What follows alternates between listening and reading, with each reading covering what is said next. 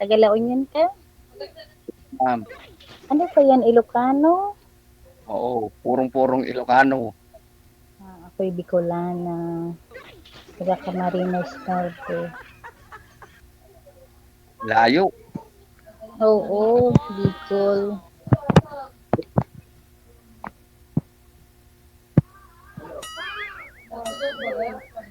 Ilang taon ka na, ma'am? 48. Ikaw? 44, ma'am. Ay, panganay pa pala ako sa'yo. Panganay pala ako sa'yo. Oo. 4 na taon. Ano mang problema sa edad? Number lang ang tumatanda. Oo, sa bagay. Ilan anak mo, ma'am? Ay, marami akong anak ko sa anak ko, 8. Pero may asawa na yung iba. Yung 4, nag-aaral. May graduating ako. May grade 10. May first year high school. Ang bunso kay 10 years. 10 10 years years old. old. Ikaw, may asawa ka? Wala, ma'am, wala. Pero may anak. Ilan? Isa lang, ma'am. Isa lang. Ilang taon na? Bata pa, 10 years. Ay, kaparehas tong bunso ko ang edad.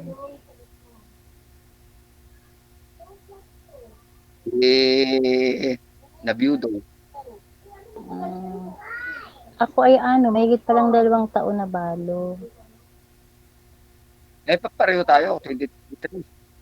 2 taon na mahigit. Noong January, 2 taon na. Sa akin, sa July. Ah, ano naman natin? Wala. Busy-busy kasi si girl eh. Okay.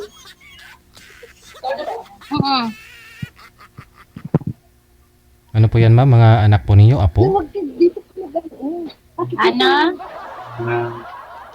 Saan po kayo ngayon? Sa bahay ninyo sa Marikina, ma'am? Kasama niyo yung mga apo, anak mo? Hindi.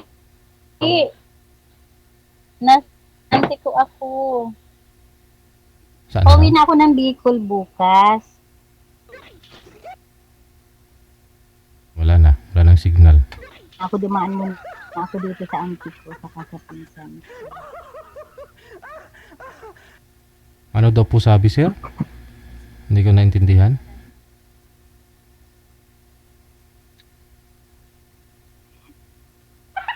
Galing akong Zamboanga nagbakasyon sa anak ko.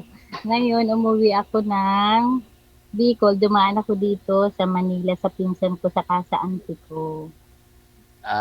Huwag ka muna umuwi. Kasi pupunta ako dyan sa Maynila ng 20. Maghahatid ng OFW. Tagal naman 20. Oo. Dapat nga, nung Sabado, umuwi na ako. Pangalawang Sabado na naman ngayon. Oo. Pinigilan ako ng pinsan ko. Anuin mo ng 3 linggo na. Para madaanan. Hindi pwede. Kasi maghahatid ako ng at sa 20 ng umaga. Matagal-tagal na yun. Maghahatid ako sa airport. Para makita kita. Tagal na yun. Yung ba natin yung nakausap dito, sir? Nakita na po ba kayo nun? Hindi sir, di sumipot. Ano nag-usap kayo na magkita kayo tapos hindi sumipot? Taga Pangasinan, sabi ko sa kanya, idol, pupunta ako sa Pangasinan. Nag-uho naman siya, pero pagdating ko sa Pangasinan, naghatid ako sa Tagupan, wala naman. Hindi naman nag-reply na.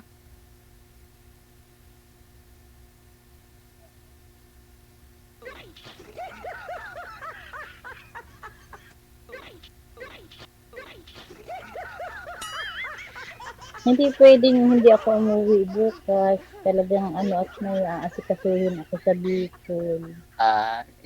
Okay, ma'am, next time. Next time na lang.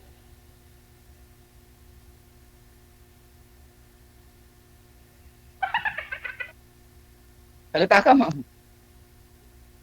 Hmm? Salita ka, sabi ko. Magtanong ka pa. Di ba balo ka na, may anak kang isa. Oo, ma'am. Nasaan yung anak mo? Sa akin. Ikaw ang nag-aalaga. Tapos, saan ka nakatira? Sino kasama mo sa bahay niyo? Oo, may sarili akong bahay. Dalawa lang kami kaya Ano lang ang pangalan mo? Rowel, ma'am. Ruel? Ano apelyido? Bawal, Ay, bawal. bawal sambihin dito. Na-briefing, Ruel. na-briefing na po kayo ni manager, bawal, di ba? Okay. Awal magbanggit daw. Mm. Eh, add mo na lang ako sa Facebook ko. Sige, ma'am. Mamaya pag sa outcome tayo mag-usap.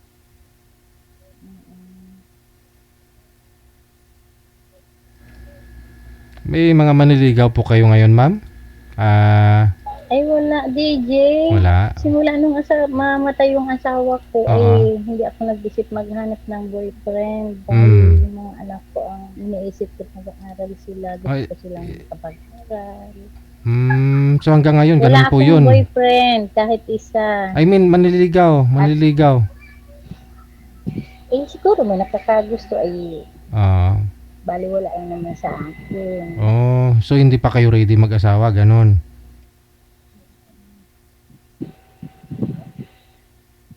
Kasi nag-aaral pa ho yung mga anak mo. Hindi pa ho kayo ready mag-asawa. Oo. Alam na.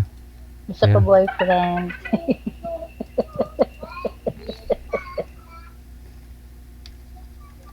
Malay mo naman, DJ. Gusto niya ako maasawa o di pag... Kasi si Sir Rowel, asawa na hinahanap nito eh. Walang nanay yung anak niya eh. Oo.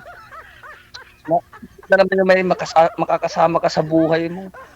Oo nga, maganda talaga yung may kasama sa buhay habang nagtatanda baga o.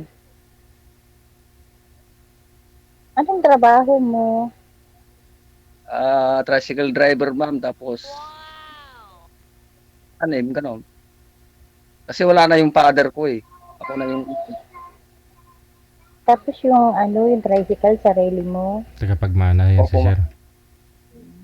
Parang yun ang mamanahin mo, tricycle. Hindi. Hindi, malapad po yung ano niyan, ma'am. Malawak po yung farm niyan.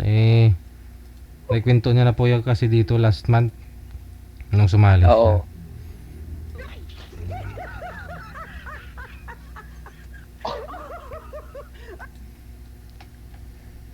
Minsan, pag yung barkada ko, kinukuha kong magdadrive ng pan, mag-aatid sa airport, pag may nag-aarkila. Si service ka. Sa 20, mag-aatid ako ng OFW sa airport. Kaya nga sabi ko, sa susunod na linggo ka na umuwi, para madaanan kita doon. Sa Marikina, di ba? Oo, Marikina.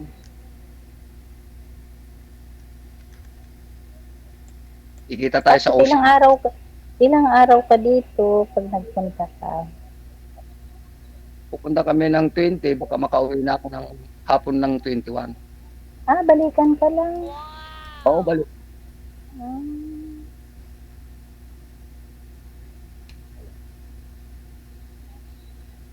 Magkita na lang tayo next time.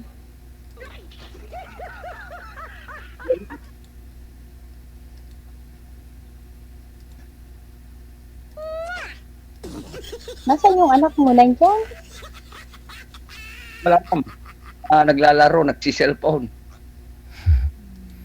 Babae, lalaki? Lalaki. Anak ko naman bunso, babae. Anak mo, ma'am? Ay, marami, 8. Pero may asawa na yung iba. Tsaka Yan na yung may asawa. paturo-turo ka na lang, ma'am, di ba? Nagbabakasyon ka na lang doon sa Bicol. Pasyal-pasyal na lang. Yun. Sino mga nagpag-aaral sa mga anak niyo, ma'am? Sa 4 pong nag-aaral. DJ? Sino pong nagpapaaral sa... Tinutulungan ako ng mother ko. Tinutulungan ka ng mother mo. Oo, tsaka yung mga anak ko na may mga asawa na tumutulong din naman sila. Hmm. Dahil alam naman nila na gusto rin nilang makatapos yung mga kapatid nila. Ilang taon ka na nga pong biyuda, ma'am? 2 mahigit. Ah, dalawa. Oo, nagdalawang taon noong January, Hmm. ang asawa Ba't po ko. namatay si mister mo? Ano yun, DJ? Nagdalaot yun. Hmm. Tapos ngayon, inabot sila ng lakas ng... Yung Hangin. pagdating by Baguio, Hmm. inabot sila ng lakas sa gitna ng dagat. Yung lumubog yung bangka nila. Sus. Sinasamahan.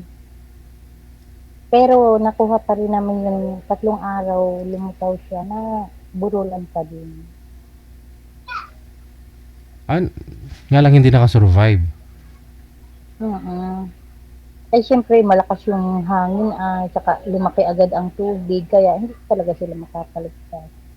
Yung iba, nagralango yan, yung mga ano, yung piloto saka siya, mekaniko siya, yun, silang dalawa ang namatay. Hmm.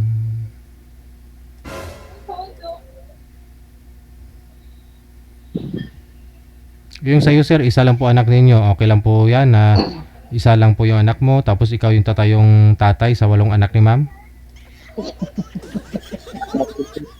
May sarili na naman pamilya yung iba. Tapos bagay, Yung 4 yung may asawa na. 4 na lang yung tapos wala. may graduating ako ngayon, sa susunod na taon meron din. Mas, Basta ang mas bunso ko 10 years old.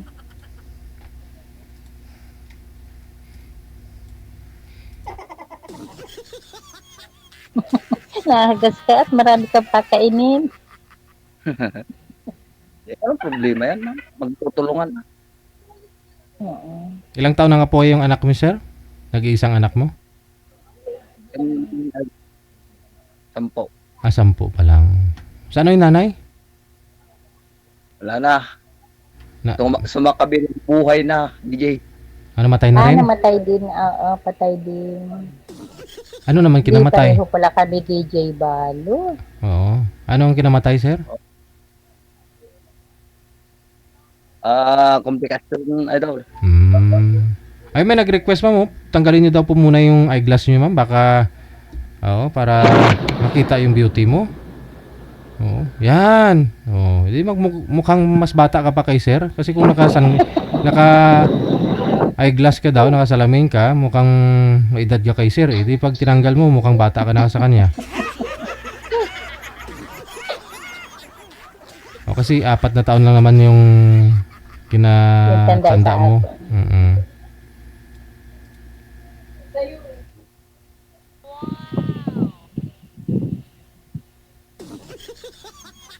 Ano pong ginawa niyo sa Bicol, ma'am? Bakasyon din. Titi, sa Sambuanga din sa anak ko. Ah, sa Zamboanga. Oo. Tapos dumaan po kayo Si dito ng Bugay. Nag-aeroplano ako papunta dito sa Manila. tapos Ngayon, nalaman ng auntie ko, saka pinsan ko na uuwi ako ng Bicol. Sabi niya, dumaan ka muna dito sa amin at medyo matagal-tagal na kami hindi nagkikita ng mm, auntie saka pinsan. bali taga Bicol Nung po talaga Sabado pa kayo. nung Sabado Ah, pa sana ang biyahe namin, pinigilan ako ng auntie ko saka pinsan ko at jamin-jamin muna daw kami. mm. Oo ah.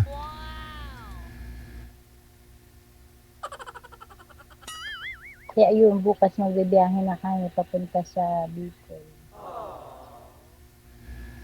Yun, pinapawisan na si sir.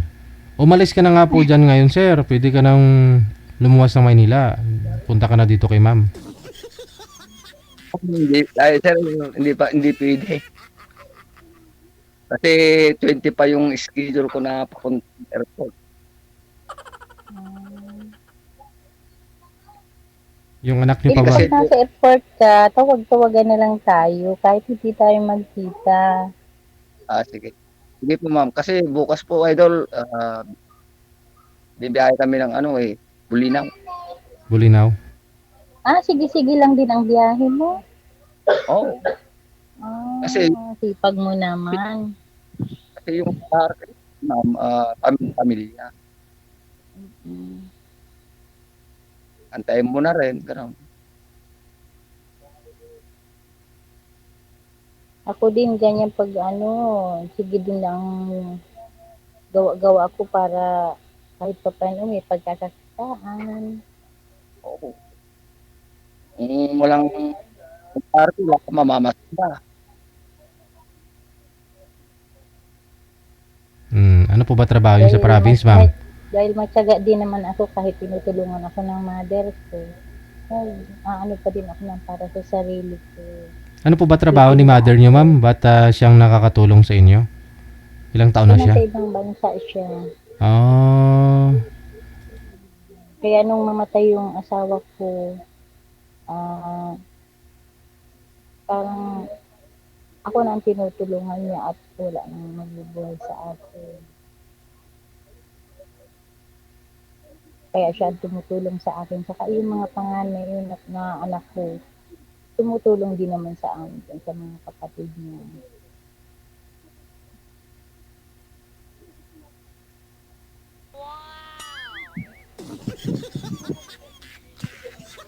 O ano, pinapawisan ka pa? Hindi naman. Nakakahangin na.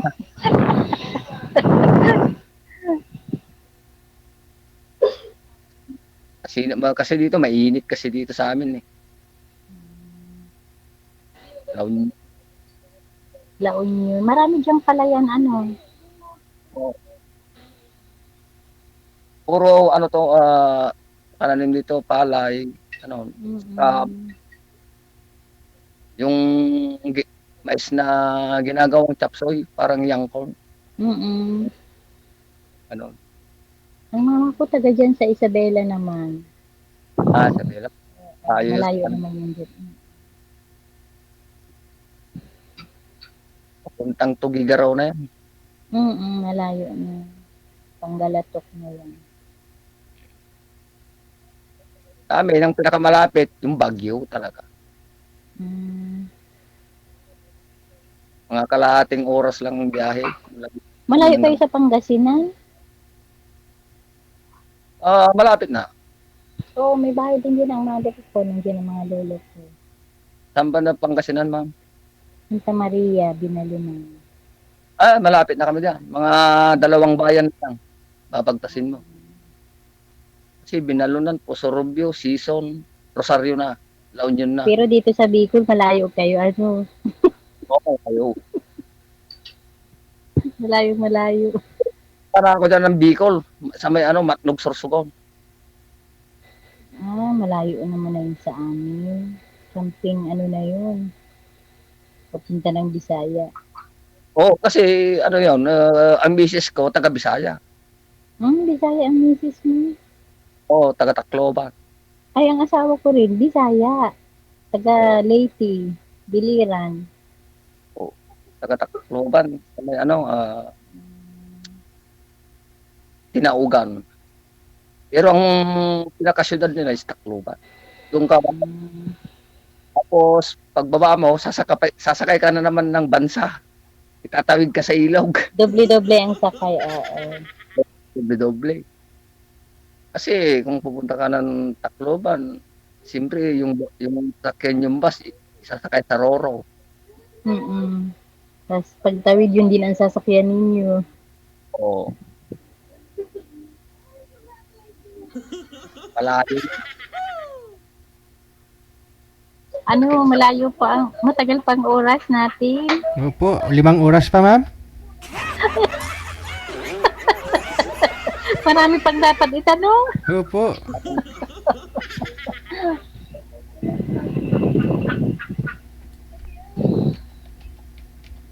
Sige na kuya, magtanong ka.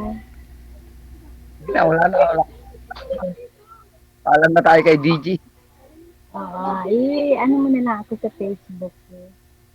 Sige. Out ka na lang.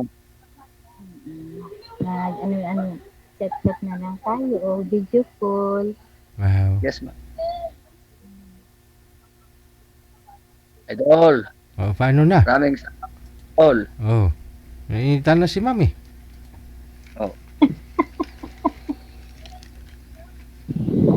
Okay, wala na daw siyang sasabihin. Maraming salamat. Thank you.